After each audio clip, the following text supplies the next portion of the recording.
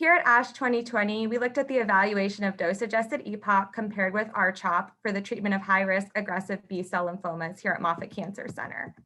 This was a retrospective review comparing the two regimens, dose-adjusted EPOCH and R-CHOP. And really our goal was to look at complete response rates between the two regimens, as well as progression-free survival, overall survival, and of course, toxicity. Ultimately, we found that complete response rates were similar between the two regimens, as was overall survival. Progression-free survival was also similar. However, when we looked at subgroups with MYC rearranged or double hit, triple hit lymphoma, those patients derived a greater benefit from dose-adjusted EPOCH compared to R-CHOP. Toxicities were significantly higher in the dose-adjusted EPOCH group, specifically hematologic toxicity. However, these differences in toxicity did not translate to a difference in infections, neutropenic fevers, or hospitalizations. Dr. Chavez, what are your thoughts on our study here at Moffitt?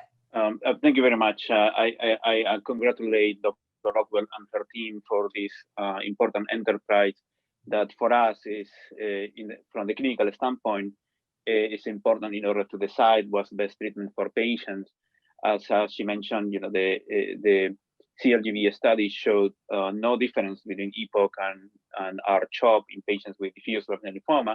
However, the proportion of patients with high-risk features were low, so our interest was in this group of patients who had higher risk of progression.